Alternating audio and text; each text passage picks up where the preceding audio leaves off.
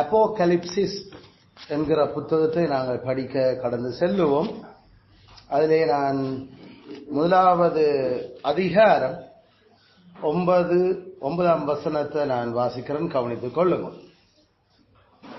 உங்கள் சகோதரனும் இயேசு கிறிஸ்துவின் நிமித்தம் வருகிற உபத்திரவத்துக்கும் அவருடைய ராஜ்யத்துக்கும் அவருடைய பொறுமைக்கும் உங்கள் உடன் பங்காளனுமாயிருக்கிற ஜோவானாகிய நான் தேவ வசனத்தின் நிமித்தமும் இயேசு கிறிஸ்துவை பற்றிய சாட்சி நிமித்தமும் பத்மு என்னும் தீவிலே இருந்தேன் என்பதே கர்த்தருடைய வார்த்தை. கர்த்தர் இந்த வேத வசனத்தை நமக்கு ஆசீர்வதித்து தருவாராக. ஆமேன், ஆமேன்.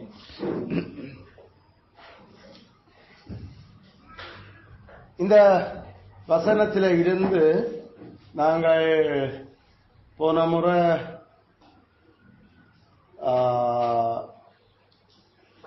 கிறிஸ்து தன்னுடைய முற்று முழுதான வல்லமையினாலும் அதிகாரத்தினாலும் தன்னுடைய நோக்கங்கள் யாவற்றையும் கட்டாயமாக அவர் நிறைவேற்றுவார் என்கிற சத்தியத்தை நாங்கள் விளங்கியிருந்தோம்.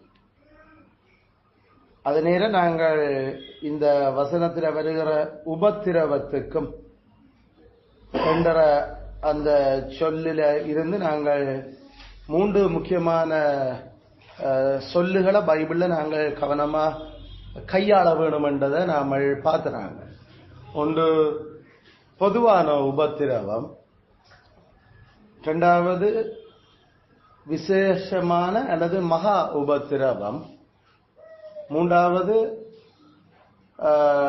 கடவுளுடைய கோபம் அல்ல மகா கோபம் என்ற 3 சொல்லுகளையும் வித்தியாசப்படுத்தி நாங்கள் இந்த கான்டெக்ஸ்ட கவனமா கவனிக்க வேணும் என்றது பார்த்துனாங்க. அதோட நாம அதை நிப்பாட்டிட்டோம். அப்ப அந்த பகுதியில் இருக்க வாசிச்சு பார்ப்போம். உதாரணத்துக்கு 1-2 வசனங்களை. யோவான் 16:33, யோவான் 16:33.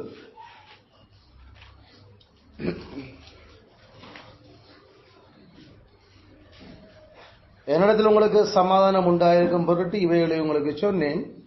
உலகத்தில் உங்களுக்கு உபத்திரவம் உண்டு, ஆனாலும் திடன் கொள்ளுங்கள், நான் உலகத்தை ஜெயித்தேன்.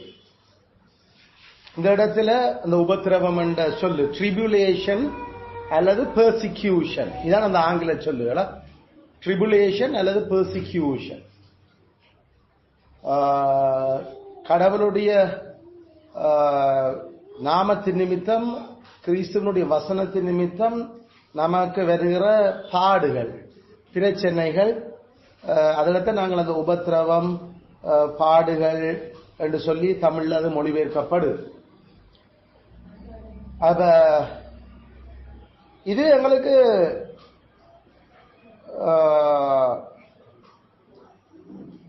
இயேசு கிறிஸ்து தான் அந்த எடுக்கப்பட போற வேளை வந்துட்டது.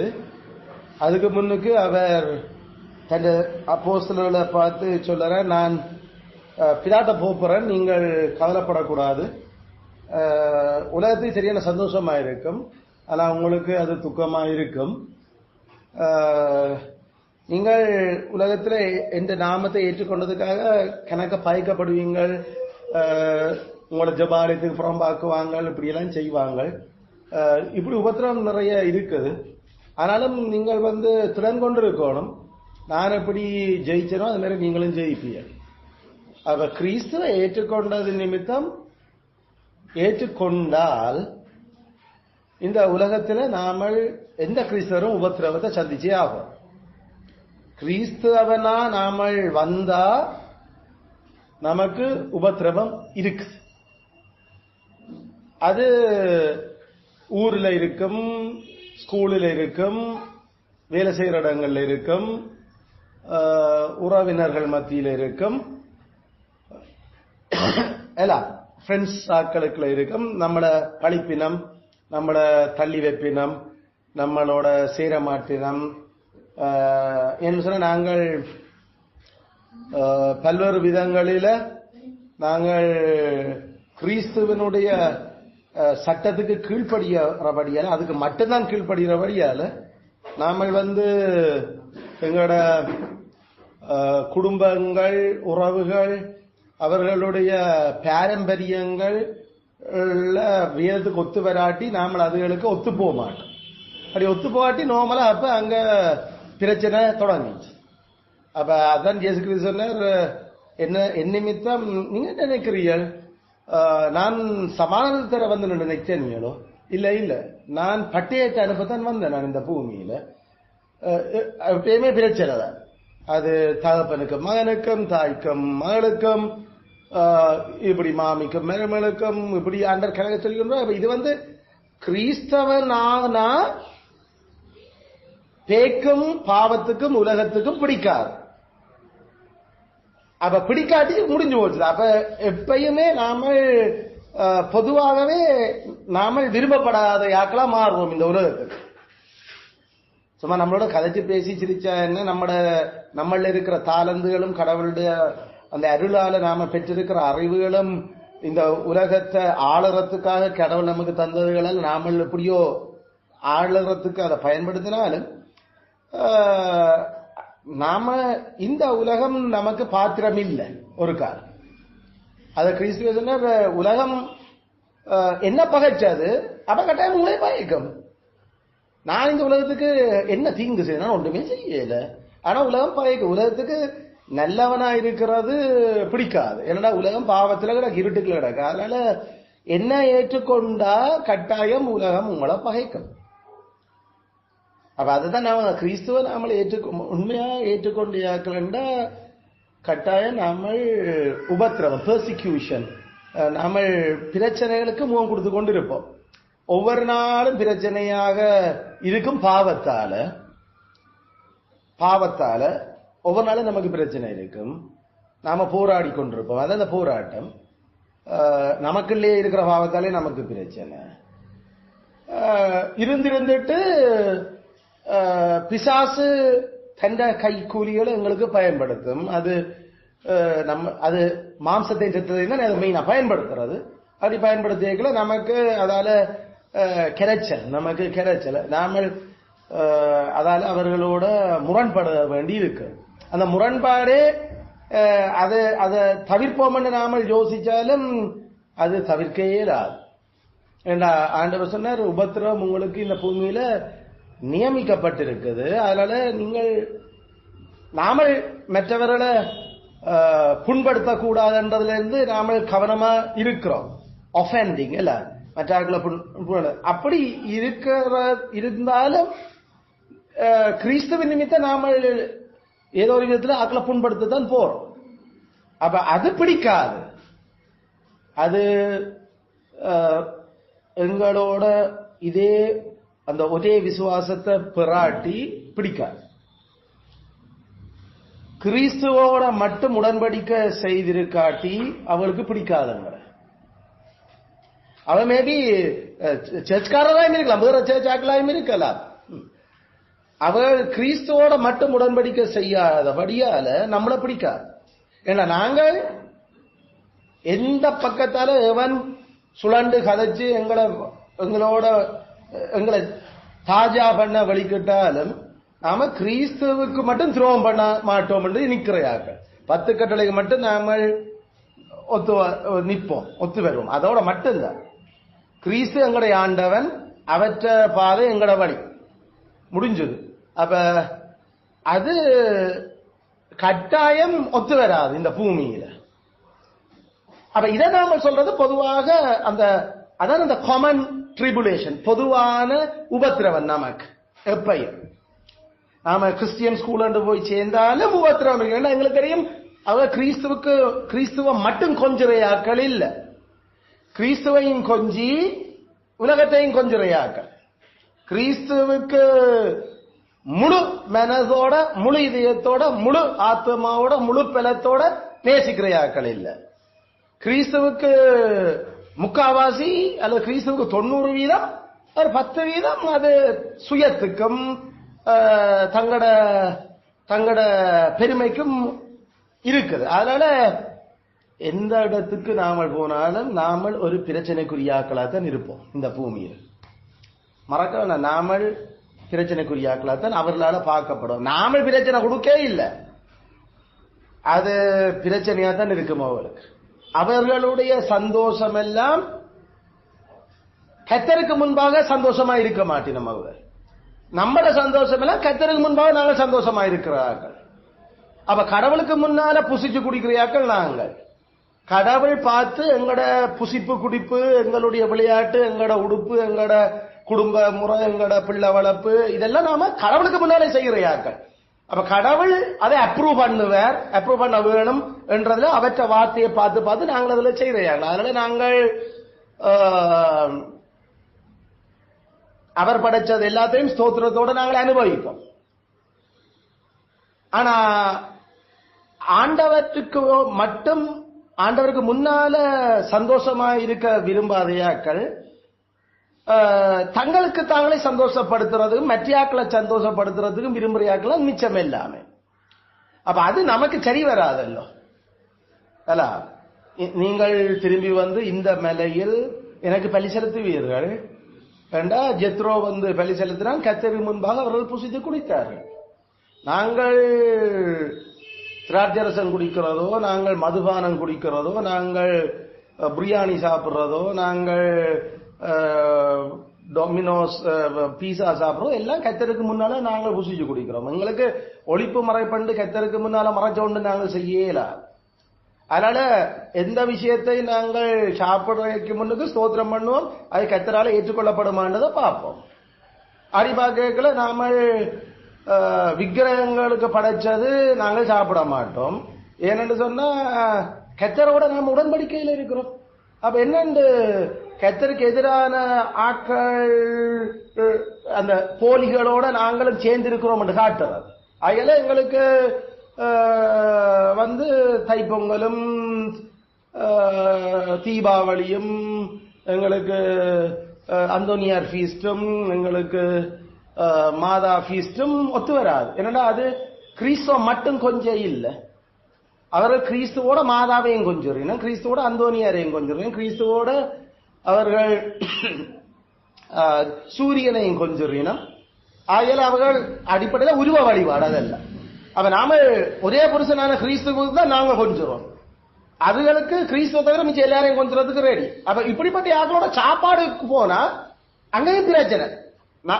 அவர்களுடைய ஆட்டம் பாட்டம் வந்து என்ன 10 கட்டளையில என்ன உழைக்குதுன்ற ஒன்றும் பார்க்கிறேன்.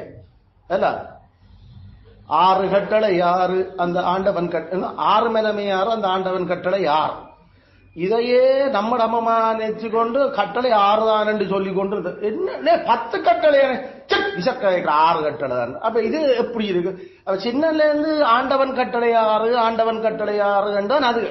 அப்ப இந்த மனுஷன் அவர்கள் 2ஆம் பனையில இருக்கிற 6 கட்டளை தான் சொல்றாங்க கூட இருக்கு, மிச்ச நாளையும் விட்டு போட்டேன்.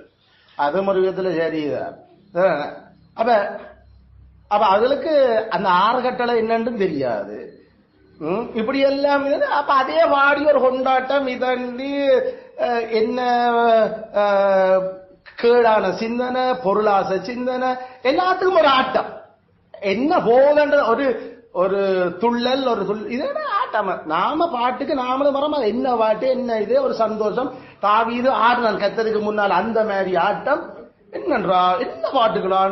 அவங்க பாடின பாட்டுக்கு ஆனா சங்கீதத்துல பாட்டுகள் இருக்குது இல்ல, அது கர்த்தர் ராஜரீகம் பண்ணுறாரு, அதோடு துள்ளி குதிச்சு ஒரு ஆட்டம் தான்.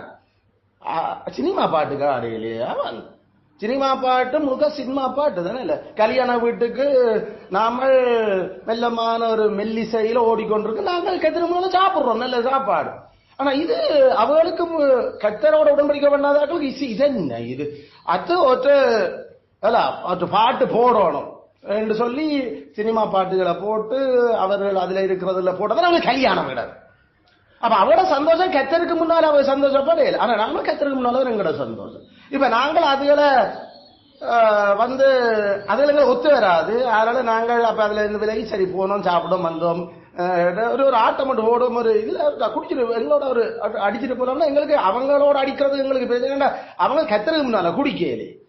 அப்ப அப்ப அவர்களுடைய விஷயங்கள் பிழையா போகுது. அப்ப இதால நாங்கள் இயலுமானவரை அதுகளை தவிர்க்கிறோம். இப்ப இதெல்லாம் அவனுக்கு அவளுக்கு பிரச்சனை நம்மளோட. ஏன் நாங்கள் ஒன்றுக்கும் சேர்றையில ஒன்றுக்கும் பாறையில ஒன்றுக்கும் போறல, என்ன இது பெரிய அவங்க தனிப்பட்ட அவளை பேசாம விட்டுடுவோம். அப்படி பேசாம விடுறது ஒரு பக்கம் எங்களை ஏதோ நாகரிகம் தெரியாத 10ஆம் பசலிகள் நினைச்சு கொண்டு இருக்கிறது, அது ஒரு பக்கம். தாங்களாம் எல்லாம் அனுபவிக்கிறையாக்கள் தங்கள் நினைச்சு கொண்டு இப்படியே தாங்கள் ஏதோ நினைச்சு. அப்ப அந்த நாம ஏதாவது செத்த வீட்டுக்கு போனா இல்ல அவங்க செத்தி ஆளுக்கும் படம் வச்சு அதுக்கு முன்னால படையல் ஒன்று வச்சு போட்டு அந்த படையிலை எடுத்து சோத்த ஒரு உருண்டியாக்கி ஆக்களுக்கு கொடுத்து கொண்டு இருக்கிறீங்க. அப்ப நமக்கு தான் தெரியுது என்ன உருண்டை வருதுன்னு நமக்கும் தெரியல. அப்ப சில வேளையில இது இன்னும் அதுக்கு பேரு சொல்லுவினம் இல்ல, கத்தோலிக்காக்களும் தான், ரோமன் கத்தோலிக்கர். அப்ப இது சைவக்காரன் அந்த உருண்டை செய்யறது என்ன உள்ளது தெரியுமா? சிரிக்கிற என்ன உருண்டை அப்ப தெரிஞ்ச மாதிரி உரிமை என்ன பேயோட உரிமையோ? உருவ வழிபாட்டுல ஒரு உரிமை, உரிமைச்சோறு ஒரு செத்தையாளோட ஒரு உரிமை நமக்கு. அந்த செத்து போச்சு. குறை அந்த ஆளோட படத்துக்கு முன்னால வச்சு நவர் செந்து காகத்துக்கு கொஞ்சம் மெறிஞ்சு இதெல்லாம் எனக்கு தெரியும். அந்த நாம அப்ப நல்ல பக்கத்துல இருந்து அவர் ரோமங்க சரி அதை அவங்களுக்கு கொடுக்க அவங்க சாப்பிட மாட்டேன். நம்ம கடவுள் சாப்பிட அதுக்கப்புறம் இது வேறு என்ன பிரச்சனை. இந்த நாம சைவக்காரோட வளையெல்லாம் இந்த இதுகள் கவர நமக்கு தெரியுமா இதுக்களை இப்படி நடக்குது. சரி அதை என்ன சாப்பிடாது உரிமை சோறு இன்னொன்று அவங்க அப்ப சீசி அதை அவங்க சாப்பிட நம்ம நம்பிடு கடவுள் அப்படியே நம்மள மட்டியாக்குல இருந்து சுவிசேஷமாக. அப்ப இது முரண்பாடு. இப்ப அவர்களுக்கு என்ன உரிமை சோறும் சாப்பிடல. கடைசியில நாம சொந்தம் உறவு இதுகள் எல்லாம் வெட்டி வாழறது அவளுக்கோட நாம ஒரு முரண்பாடு பிரச்சனை. இந்த பிரச்சனைகளை நாம வேதம் சொல்ல உபத்திரவம் தான், இது கரைச்சல்ல. இத காரணமா கட்டி அடுத்த முறை நியாயமான விசேஷங்கள் கூட அவங்க வர மாட்டினோம். அவன் கோபமாம் எங்களோட. இப்ப பிள்ளைக்கு முதச்ச பிரசாதம் கொடுக்கறதாமாம். அப்ப அதுக்கு வரணும். இது நாமல் இங்க இருந்து கத்துல இருக்கிறோம். 30 வயசு வந்தாலும் ஞானஸ்நானம் எடுக்கிறதான்னு யோசிக்கணும், பார்த்துதான் தருவோம். இது 10 வயசான உடனே ஞானஸ்நானம் பிள்ளைக்கு ஆன்சர் முதல் சப்பிரசாதம் திருவிருந்து. இங்க அடி விடுறாங்களே ஏன் எனக்கு திருவிருந்து தரையில்லை நீங்கள் இன்னும் ஏன் ஒரு எனக்கு இந்த மனம் கொதிக்குது இவ்வளவு காலமா வந்து ஏன் தாரிகளில் என்ன பிள்ளைனாலும் சொல்லுங்க. நாங்கள் நாமளும் அதுக்கு இல்லையா இப்ப கொஞ்சம் பொறுங்கோ அதெல்லாம் பார்த்து விஷயங்கள் அங்க பிள்ளைக்கு என்ன நடக்குதோ தெரியாது 10 வயசுல. அது கூட அதுக்கு நல்ல கொண்டாட்டம். அன்றைக்கு யாரு கிஃப்ட் கொண்டு வராங்க என்ன அன்றைக்கு வெள்ளச்சீட்டும் போட்டுக்கொண்டு இப்ப அதுக்கு நாங்கள் வரமாட்டோம். உடனே அண்டையோட நம்மளோட தொடர்பு சரி கட் கூட பிறந்த ஆக்களா இருக்கலாம். உபத்திரவம் இதற்கு பேர் உபத்திரவம். இதான் அந்த துன்புறுத்தல். நம்மளை துன்பப்படுத்துறீங்க. நாங்கள் நல்லதுக்கு தான் இவ்வளத்தையும் கதைச்சுறாங்க. நாங்கள் இதைத்தான் நாங்கள் சொல்றோம் பொதுவான துன்புறுத்தல்கள் என்று சொல்லி. பொதுவான துன்புறுத்தல் பொதுவான துன்புறுத்தல் நமக்கு அந்தந்த சூழல்கள் வரையக்கல அந்தந்த இடங்கள் வரையக்கல நமக்கு விளங்கும். அது இதுக்காகத்தான் அவங்க இதுன்றாங்க. நாம துன்புறுத்தல் துன்பம் தான். அப்ப ஆண்டவர் உலகத்துல உங்களுக்கு உபத்திரவம் உண்டு, ஆனா ஸ்ட்ராங் ஆயிருங்க. நான் உலகத்தை வெண்டையார், அதுல நீங்களும் வெல்லுவிய. இந்த வீட சந்தோஷம் வீட இதுகளோட நாம சேரியில கொள்ளையில அதால நம்மள வர்றது நாம இப்ப என்ன நாம இனி அவட பாரம்பரியங்கள் விஷயங்களுக்கு அந்தோனியரை வேண்டாம். ஐயோ மாதாவை வேண்டாம். ஏசுநாதரே மாதாவை இருந்தாத்தபடி எத்தனை பிறந்தவர் எப்படி இந்த லாஜிக் இருக்குது. அப்ப இப்ப யார் இல்லை என்றது. அப்ப இந்த மாதிரியான நபர்களுடைய கதைகளுக்கு நாம மாதா மரியாள் பாவிதானே, மரியாளும் ஐயோ தேவ தூஷணம் இது, அவ அமல உட்பவம், அவ பாவம் இல்லாம பிறந்தவ யாரு சொல்லி ஃபாதர் தான். என்ன நியாயத்தீர்ப்புல ஆண்டர் விடுவோம் ஒரு பக்கம் இருக்கு. நமக்கு தெரிஞ்ச ஃபாதர் மேல எல்லாம் பெற விட்டு ஆடுவோம்னு சொல்லித்தான் இருக்கிற பாப்போம் அந்த நேரம் என்ன.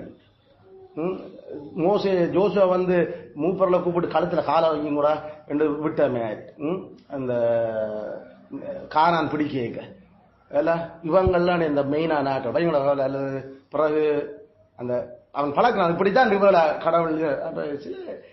உண்மையில நம்மட பவுலப்பு சொல்லுங்க மாதிரி எந்த இனம் தான் அழியக்குல எனக்கு மனசு எஜியாதோ, அவங்க இப்படி சாகுறாங்க, இப்படி நாசம் நரகம் போறாங்க. அப்ப அது மாதிரி கடைசியில கேட்டா ஃபாதர் சொன்னது போப் சொன்னது. அப்ப இந்த மாதிரியான இதுகள்ல நாம முரண்படையக்குல எங்களுக்கு உபத்திரவம் தான். சில எல்லாம் அந்த அது நம்மளை தள்ளி வைக்கிறது, ஒதுக்குறது, இப்படி ஊர இதெல்லாம். ஆனா நம்மள ஊர்ல இருந்து ஒதுக்காட்டியும் உபத்திரவம் இருக்கும். உபத்திரவம் இல்லையோ நீ கிறிஸ்தவன் இல்லை, அவ்வளவுதான் முடிவு. கிறிஸ்தவனா உபத்திரவம் இருக்கும். கிறிஸ்தவன் இல்லையா எல்லாரோடையும் ஷேப். நாம ஒற்றுதரும் நமக்கு பிரச்சனை இல்லை. நான் செய்த பிழைக்கு தான் பொஸ் என்ன பேசுறாருன்னா அது உபத்திரவம் இல்லை. உபத்திரவம் நாம இருக்கிறது கிறிஸ்துவனுடைய வசனத்தின் 10 கற்பனை நிமித்தம் நாம அவர்களோட ஒத்து வராம போறோம்.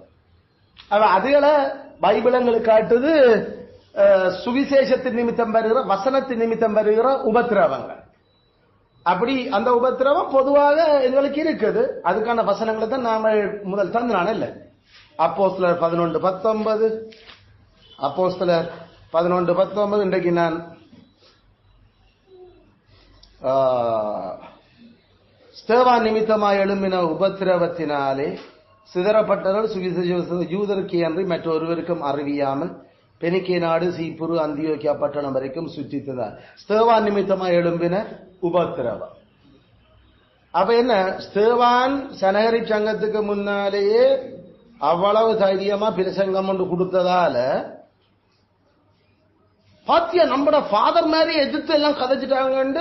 அங்க சுத்தி நின்றதுல எல்லாம் பாஞ்சு புடிச்சு இழுத்து அவனை கொண்டே கல்லறிஞ்சு மூர்க்கமா இவன் ஆறு, இவன் என்ன பெரிய படிச்சவனுங்கிற ஃபாதர் மேல அப்படி எல்லாம். இப்ப சேவான் பிரசங்கம் பண்ணி சேவான் செத்து போனார்.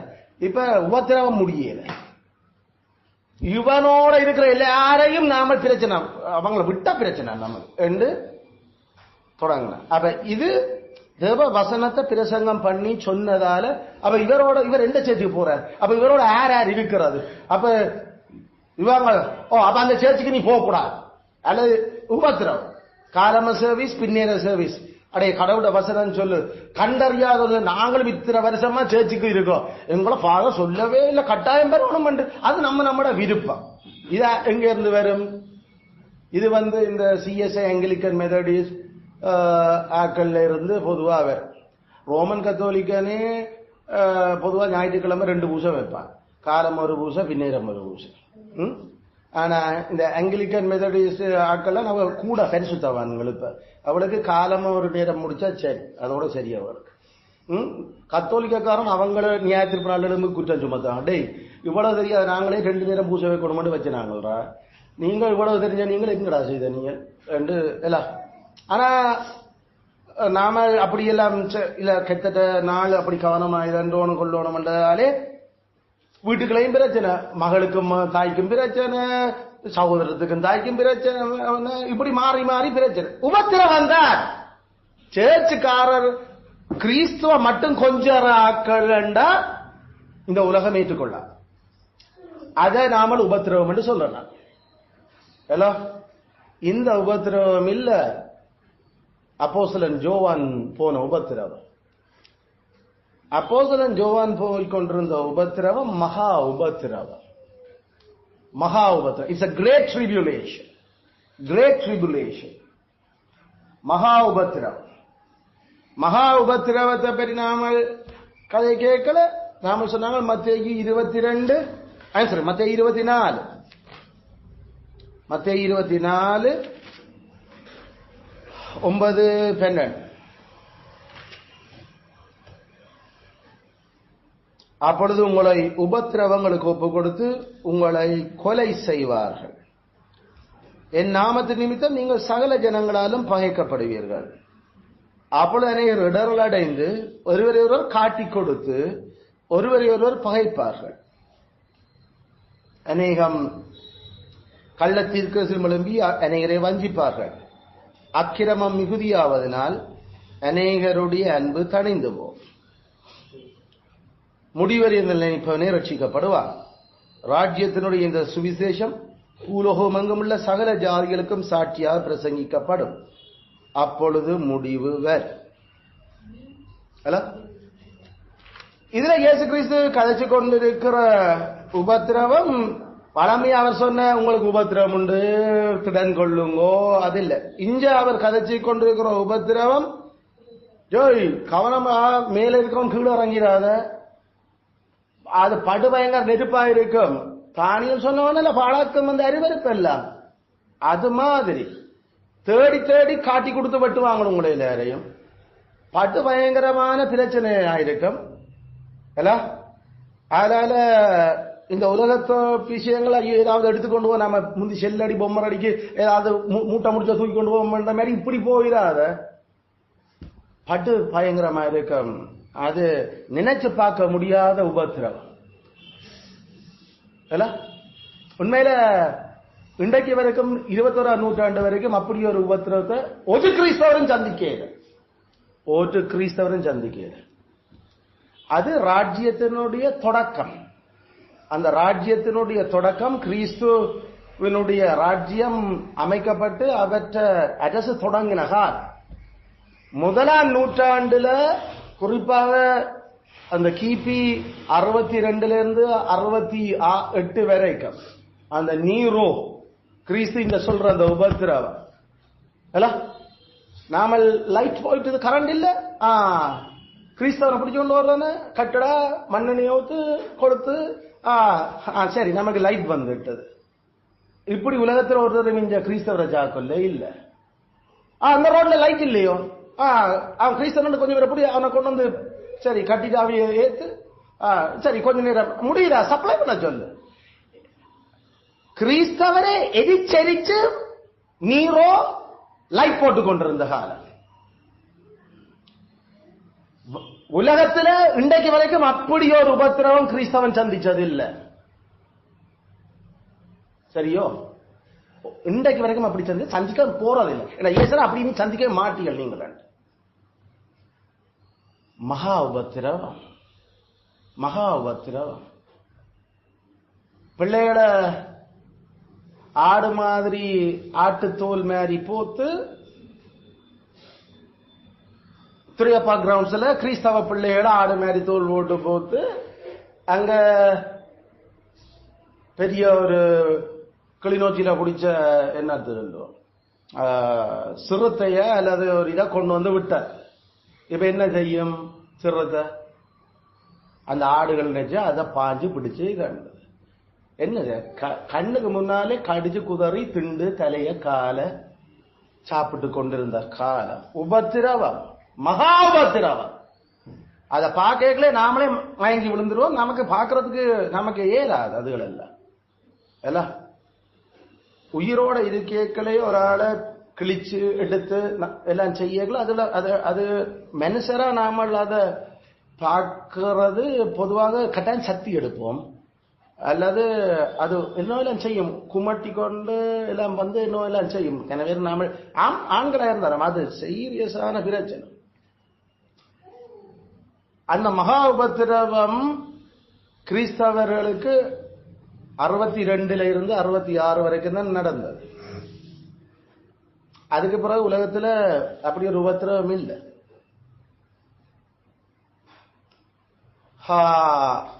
அந்த மகா உபத்திரவ காலத்தை தான் இயேசு கிறிஸ்து மகா உபத்திரத்தை பற்றி கதைக்கிறார். அந்த பாலாக்குற அறிவறுப்பு அந்த காலம் அது மாதிரி இந்த விஷயம் நடக்கும். அது வரைக்கும் இந்த சந்ததி ஒளிஞ்சு போகாது. எந்த சந்ததி? இயேசு கிறிஸ்து கதைச்சு கொண்டிருக்கிற சந்ததி தலைமுறை ஒளியாதல்ல. அப்படின்னா இயேசு கிறிஸ்து வாழ்ந்த அந்த ஒரு நாம பொதுவாக வேதத்தின்படி ஒரு தலைமுறை 70 வருஷம். அப்ப கிறிஸ்து சொல்லி இந்த அவர் 33 வருஷம் முடிஞ்சு போட்டு அவர் மரிச்ச கையோட அங்கால ஒரு 25 வருஷத்துல தொடங்கிச்சது பிரச்சனை. கிறிஸ்தவர்கள் இந்த சேவாண்ட உபத்திரவம் கொண்டு போனது உடனே கட்டி எதிச்சு இப்படி கொத்து கொத்தா பிடிச்சு காட்டி குடித்து துரோகம் பண்ணி நீ சேர்ச்சிருக்கிற உன்னை விட்டுடுவேன் ஆக்களை காட்டு என்று இப்படி ஒரு தேடி தேடி இங்க நம்ம காலத்திலேயோ உலகத்துல எந்த ஹிஸ்டரியிலையும் அப்படி ஒரு காலம் நடக்க இல்லை. ஆனா யூதர்களுக்கும் 1ஆம் நூற்றாண்டு புறஜாதிகளுக்கும் இது நடந்து கொண்டிருந்தது. அதுவும் ஒரு 6 வருஷம் நினைச்சு பார்க்கலாத கடைசி 2 வருஷம் படுபயங்கரம். அத பிளினி எழுதின ஹிஸ்டரி, யூசிபஸ் எழுதின ஹிஸ்டரி முதல் நூற்றாண்ட வாசிச்சதன் ஹிட்லரை விட படுபயங்கரம் இதெல்லாம். ஹிட்லர் எல்லாம் செய்தது சும்மா ஒரு கொஞ்சம். இது சரியான அது பிரச்சனை. சோ இப்ப இதத்தான் நாம மகா உபத்திரவ காலம், மகா உபத்திரவம் என்று சொல்றோம் பைபிள்ல. அதனால மத்தேயில இயேசு கிறிஸ்து இதத்தான் இப்ப இந்த கால பகுதி தான் இப்ப அப்போஸ்தலன் யோவான உயிரோட கட்டி கோழி பொரிக்கிற மாதிரி எண்ணெய் கொதிச்சு கொண்டிருக்க தூக்கி போட்டாங்க. அப்படியே ஃப்ரை பண்ணப்படுறது அப்போஸ்தலன் யோவான ஹிஸ்டரி, வரலாறு. நம்முடைய ஆண்டவர் அவரை காக்கணும் என்று முடிவு பண்ணார். எப்படி சாத்ராக் மேஷாக் ஆபேத்நேகோ 7 மடங்கு சூளையில போட்டும் கடவுளை அவங்கள இருந்த வெளியில ஒண்ணுமே அப்போஸ்தலன் யோவான் பொறிவடைகிறது. அதான் இந்த பிரச்சனை. அப்போஸ்தலன் யோவான அப்ப இது பெரும் ஒரு சக்தி ஒன்று இருக்குது, இதை நம்மளோட வச்சிருந்தா இது பிரச்சனை என்று சொல்லி தான் பத்மதீவுக்கு டிரான்ஸ்ஃபர் பண்ணினாங்க. அங்க போய் மிருகங்கள்கிட்ட கடி வேண்டி ஏதாவது செத்து போட்டும். அப்ப கண்ணுக்கு முன்னால பெற்றும் அப்போஸ்தலன் யோவான் மட்டும் தான் பொரியல, மற்ற கிறிஸ்தவர்கள் பொறிஞ்சு போச்சுன்னா. அப்ப கவனிச்சுக்கணுங்க, அப்படி நெருப்பு உபத்திரவங்க, நெருப்பு உபத்திரவம் கிறிஸ்துவின் நிமித்தமா வசனத்தின் நிமித்தம். சில வழியில இனமா நாமல் சில வழியில டயரை போட்டு அப்படியே கொளுத்தி விடுறது, இதில் தமிழினம் சில வழியில நாங்கள் அனுபவிச்சிருவோம் சில இது. ஆனா அது கிறிஸ்துவின் நிமித்தம் அல்ல. உபத்திரவம் என்று கதைச்சாலே பெர்சிக்யூஷன் கேட்டா கிறிஸ்துவுக்காக, அதான் பாயிண்ட். அப்ப இந்த மாதிரி நடத்த அந்த மகா உபத்திரவத்துக்குலாம் இப்ப சபை போய்கொண்டு இருக்குது. சித்திரவதைகள், சாவுகள், கொலைகள் எல்லாம் சகலதையும் யூதர்களும் சேர்ந்து செய்தது. அதான் இந்த பாயிண்ட். யூத சமயத்தவர்களும் சேர்ந்து செய்தது. அதுல கட்டி எரிக்க அது கடைசியில ரோம் எரிகிற அளவுக்கு விஷயம் போச்சு. அப்ப ரோம் கிறிஸ்தவர்களை கட்டி எரிக்க அது கட்டடங்களும் இதெல்லாம் பத்தி எரிய தொடங்க இப்ப பிரச்சனை இன்னும் கூடிச்சு. இவன் சும்மா தமாஷுக்கு விளையாட்டு தான் வச்சது. இவன் இப்படிதான் குரூரன் அவன் நீரோ. நாம நீரோ பற்றி அவன் ஒரு பால் மாறி, அவன் ஒரு சரியான ஒரு சுபாவ விரோதி இல்ல. அப்ப அப்படிப்பட்ட ஒரு ஆள். அப்ப அவற்றை மனசி ஒரு ஜூத பெண் உண்மையில. அப்ப அவள் ஜூத சமயம். அப்ப அவங்க அப்படியே ஈஸியா அவனோட இருந்த மனசியும் பிள்ளை வேறு யாக்களும் சேர்ந்து கிறிஸ்தவர்கள்லாம் இதை எரிச்சிட்டாங்க. அதனால கிறிஸ்தவர்களுக்கு எதிராக கிறிஸ்தவர்கள்லாம் இந்த பிரச்சனை சொல்லி நாம விஷயத்தை செய்தி அறிவிப்போம் சொல்லி கடைசியில இவங்க பிடிச்ச விளையாட்டுக்கு எரிச்ச கிறிஸ்தவரோட இப்ப வந்த நின்ற சனம் எல்லாம் காடேர் நின்ற கடையன் எல்லாம் கிறிஸ்தவரை தேடி அடிக்க வழிகட்டது. அப்ப அப்படித்தான் மாறின. அப்ப நாம வாசிப்போம் இல்ல, ரோம் பத்தி எறிய நீரோ பிடில் வாசிச்சான் என்று சொல்லி. உண்மையில பத்தி எறிஞ்சது கிறிஸ்தவர்கள். அப்ப அதுல எல்லாம் அவனுக்கு அப்ப எந்த ஒரு அந்த கிறிஸ்து கதைச்சு கொண்டிருக்கிற இந்த 24 இது அதுதான். அப்ப 21ஆம் வசனம், ஏனெனில் உலகம் உண்டானது முதல் இதுவரைக்கும் சம்பவித்திராக சரியோ இனிமேலும் சம்பவியாதது. அப்ப விஷயத்தை கவனிச்சு கொள்ளுங்க. உலகம் தொடங்கிலிருந்து இப்படியோ ஒரு மகா உபத்திரவம் சந்திச்சிருக்க மாட்டினம், இதுக்கு பிறகு இனிமேல் சம்பவிக்க மாட்டுது. அப்படி அப்ப ஆண்டவர் அந்த மகா உபத்திரவ காலம், மகா உபத்திரவம் என்று கதைக்கிற இந்த கால அந்த சூழ்நிலைய அந்த காலத்தை அவர் உலகம் தொடங்கிலிருந்து அது வரைக்கும் பிறகு அதுக்கு பிறகு உலகம் அவ இயங்குதான் சொல்லுற. அதுக்கு பிறகு காலம் இருக்கும் ஓடும். ஆனா இப்படி நடக்காது. வேத வடிய நாம கவனிக்கல எங்களுக்கு தெரியுது. நான் சொன்ன மாதிரி வரலாறுல தெரிகிற மாதிரி அப்படி ஒரு மகா உபத்திரவாலம் இந்த 21 நூற்றாண்டா 21 நூறுகள் போச்சு, 2000 வருஷம் போச்சு, அப்படி ஒண்ணு நடக்க கிறிஸ்துவ வசனம் உண்மை, அது இனிமேல நடக்கவே போறது இல்லை. ராஜ்யத்தினுடைய தொடக்கம் ஸ்தாபிப்பு அந்த காலம். அதுல அற்புதங்களும் அடையாளங்களும் அப்போஸ்தலர் இருந்து விஷயங்களை செய்து ஒவ்வொருவரும் பிடிச்சு கொலை செய்து குடும்பம் கொத்துக்கொது அது சிரிப்போட துன்மாக்கருக்கு கைட்டோட அந்த அந்த பெற்ற மீது இப்ப WWW ஆட்கள் பார்த்து அடிட்டு இருந்து இப்ப அவனுக்கு செத்தம் பெறது இதுல பார்த்து இப்ப இருக்கிற மாதிரி இது கிறிஸ்தவர்ல மட்டும் அடிப்படை விட இல்லை. அவங்க அப்பாவிகள் அவங்களுக்கு இதுக்காக அவங்களுக்கு அதனால மிருகங்களுக்கும் அம்புகளை இதும் ஆக்களை இலக்க வச்சும் அவங்களை சாக்கொண்டு கொண்டிருந்த காலம் மகா உபத்திரவ காலம். இப்ப இதைத்தான் பைபிள் எங்களுக்கு மகா உபத்திரா இதைத்தான் போன சொன்ன மகா உபத்திராலும் ஏற்கனவே தொடங்கி இருந்தது அல்ல. அதாவது எப்ப தொடங்கினது? அது அப்போஸ்தலன் காலத்திலே தொடங்கி அப்போஸ்தலரும் 7 சபைகளும் அதுக்கால போய்கொண்டிருக்கிறேன். அயல மனதில் வச்சிருங்க, மகா உபத்திரவாலம் இனிமேல் இல்ல. மகா உபத்திரவ காலம் முடிஞ்சு போச்சு. அது அந்த கிறிஸ்து அறிவிச்ச மத்திய 24 இருக்கிற உலகம் தொடங்கினதுல இருந்து இதுவரைக்கும் சம்பவித்திராதது, இனிமேலும் சம்பவிக்க போகாத அந்த காலம். அது ஓய்வு நாள்லயோ மாரிகாலத்திலோ வராதபடி மண்டாடி கொள்ளுங்க அவங்களுக்கு. ஜூதர்கள் தான் கிடையாது, ஓய்வு நாள்ல வந்துடக்கூடாது மண்டாடு. ஏண்டா நீங்கள் கடவுள கட்டளையை கை கொண்டு ஓட மாட்டீர்கள், குறிப்பிட்ட தூரத்தின் மேல போகல, ஆனா கொல்லுவாங்க உங்களை. இப்படிப்பட்ட அந்த காலம் உபத்திரவம் இருக்கு. அதுல நமக்கு கனவே சொல்ற மாதிரி அந்த இயேசு கிறிஸ்து வர்றதுக்கு முன்னுக்கு 7 வருஷம், அதுல உபத்திரவ காலம் 3.5 வருஷம், பிறகு 3.5 மகா உபத்திரவ காலம் என்ற அந்த விளக்கம் பொய். அது பைபிளோட ஒத்து வராது. ஏன்னா அதுக்கு பிறகு உபத்திரம் அப்படி இல்லையாமா, அதோட முடிஞ்சது, உலகம் முடிஞ்சது அவர்களுக்கு. ஆனா ஆண்டவர் சொல்ற அதுக்கு பிறகு உலகம் வாழுவீர்கள், ஆனால் அப்படி உபத்திரம் இருக்காது. அப்ப கிறிஸ்து சொல்லுறதுக்கும் இவங்கள் கொண்டு வந்து படம் போட்டு விட்டதுக்கும் பாடு பயங்கரமான பிரச்சனை. அதுல மகா உபத்திரம் கிறிஸ்தவர்களுக்கு பொதுவானதா? இந்த நாங்களும் உபத்திரம் அனுபவிக்கிறோம் தான் இப்ப. ஆனா மகா உபத்திரவ காலமா இல்ல. அது 1ஆம் நூற்றாண்டுல கிபி 62 இருந்து 66ஓட 67 68 அந்த நீரோட இதோட முடிஞ்சு போச்சு. அதுக்கு பிறகு மகா உபத்திரவமா ஒன்றும் வர இல்ல இருக்க, அது வரையும் மாட்டோம். மற்ற பக்கம் நாம இன்னும் ஒரு டேர்ம பிரிக்க சொல்லி சொன்னாம கடவுளுடைய மகா கோபம், உக்கிர கோபம் இல்ல. உக்கிர கோபம் என்ற அந்த சொல்லு எங்களுக்கு great wrath of God, great wrath of God. அது ஜூதருக்கு எதிராக மட்டும்தான் கர்த்தர் அதை கதைக்கிறது. அது நான் சொன்ன கடவுள் குற்றமாளிய குற்றமற்றவனா விடுறவர் இல்லையே என்று தந்த மக்கள் ஒரு குற்றமும் செய்யாம இருக்கலையே அப்போஸ்தலர்களையும் சீஷர்களையும் இப்படி செய்த சனத்தை கடவுளை நின்று விடுவேன். அதை செய்யறதுக்கு யாரு தூண்டி கொடுத்தது? ஜூத சமயத்தார்கள். ஆகல அப்படியே திருப்பினார் 68ஆம் ஆண்டுல இருந்து 72 வரைக்கும் ஜூதர வெட்டி கொள்ளுறதுக்கும் ஜூத அதுல இருந்து இஷ்டவேலே இல்லாம போன உலகத்தில இருந்து உலக படத்திலிருந்து இஷ்டவேலே இல்லாம போனது.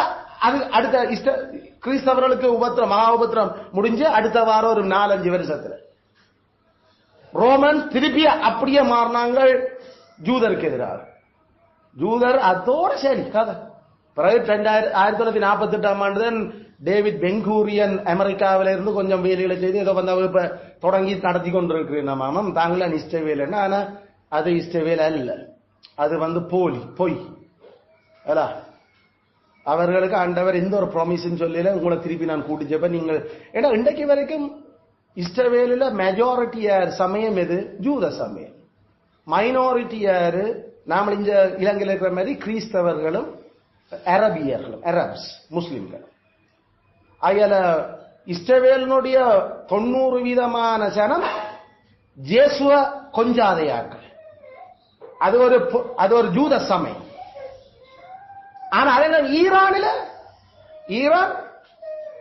அதுல மெஜாரிட்டி அவங்க ஹீப்ரூ தான். ஆனா 2வது பெரிய மெஜாரிட்டி கிறிஸ்டியன். அப்ப யோசி பாருங்க, ஈரான் எங்களுக்கு ஈரான் தான் எங்களுடைய ஆபிரகாம் இருந்து வந்த விட மெசொப்பொத்தேமியா. ஈரான். இப்ப ஈரான் அழைக்கப்படுது. அப்ப அந்த நாட்டில் கிறிஸ்தவர்கள் வெளிப்படையாக கடவுளை தொழுகை செய்யலாம். ஆனால் இஸ்ரவேல் அப்படி தொழுகையெல்லாம் செய்யலாம். அது அங்க விட மாட்டான் இப்ப இருக்க இஸ்ரவேல்.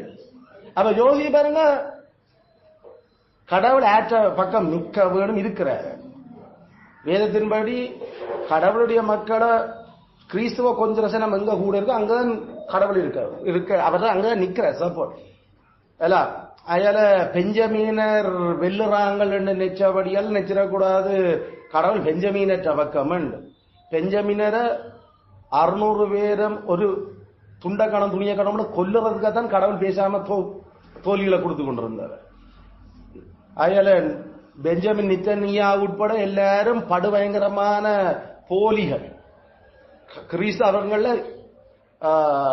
ஆயத்துல்லா அர்மேனியா விட சரியான கோபத்தில் அங்கான இருக்கிறார். நாம சரியான கவனமா இருக்க வேணும். இந்த நிதானிப்புல என்ன நடக்குது இந்த ஆக்கள் இஸ்ரவேலோட பேரை வச்சுக்கொண்டு இங்க நடிக்க தேவையில்லை. ஒரு தரம் எங்களோட கிறிஸ்துவ கொஞ்சத்துக்கு யாரு விடுறான்ன்றதுலாம் இந்த விஷயம் இருக்கு. அதனால இஸ்ரவேல் அழியணும் தான் நான் ஜபிக்கிறேன். இஸ்ரவேலரை கடவுள் அழிக்கணும். இந்த போர் இஸ்ரவேலர் சரியா மெய்யான கடவுள் மக்கள் வாழறதுக்கு கடவுள் இரக்கம் செய்யணும். அயல நாம சரியான கவனமா இந்த விஷயங்கள அயல. அப்ப ஜூதர்களுக்கு மேல ஆண்டவற்ற மகா உக்கிர கோபம் இருந்தது. உக்கிர கோபம் அதுதான் நாம பைபிள்ல நாம அதுக்கு வசனங்கள் இருந்தாங்க. மத்தேயு 3:7 மத்தேயு 3:7 இதெல்லாம் ஏற்கனவே எழுதிட்டோம். வெளிப்படுத்தல நாம தொடங்குறோம் 6:16-17 இதெல்லாம் ஏற்கனவே எழுதிட்டீர்கள் போன முறை. அதுல வாசி பாருங்க. கோடரி வைக்கப்பட்டிருக்கு. கனி உடுக்கையா வெட்டுவன் எல்லாரையும் பண்ணார். வெட்டினார். யார வெட்டினார்? நாம நம்மளை வெட்டுறாரு. உண்மையில ஆண்டர் கதை சொல்றது யூதர்களை பார்த்து. அந்த பிரின்சிபல் இப்பயும் உண்மைதான் எல்லாம் இருக்கும். ஆனா ஆண்டர் கதைச்சது யூதர்களை பார்த்து. யூதர் தேவனுடைய கோபத்தை கவனிச்சுப்பார். ரோமர் 9:22 அவர் சுபாவப்படியான இஸ்ரவேலரை தப்ப விடையில கோபம் அவ்வளவு கடவுளோட உக்கிர கோபம். சபையில கெட்ட உக்கிர கோபம் கொள்றேன். ஏன்னா அவருடைய மனசி ஜூதர்கள் கடவுளுடைய மக்கள் அல்ல. இப்ப ராஜ்யம் அவர்கிட்ட பிடுங்கி குடுவட்டாச்சு. அதுல ஜூதர்கள் கடவுளுடைய மனசி என்ற ஸ்டேட்டஸ்ல இப்ப இல்ல. அவர்கள் வேற யார்? அதனால ஆண்டவர் அந்த ஜூதர்களை அவர் அப்படி அழிச்சார். அப்படி அவர் கொத்தினார். அது திருப்பி திருப்பி அவர் செய்தார். ஹிட்லர் ஜூதர்களை கொண்டது கடவுளுடைய உக்கிர கோபத்தினுடைய ஒரு வெளிப்பாடு. ஜூதர்களை கிரீஸ்தவர்கள் இல்லையா? அவர் they are just you. அதுல எப்படி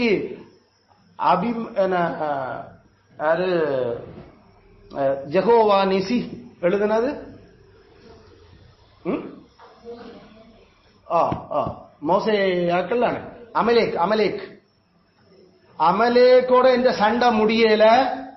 பூமிக்குள்ள இதுக்கு வரைக்கும் வெட்டுவன் அவங்களே என்று சொன்ன மாதிரி அக்கா ஒரு ஏரியா வெட்டி போட்டு விட திருப்பி அவங்க எழும்ப திருப்பி எழும்ப 400.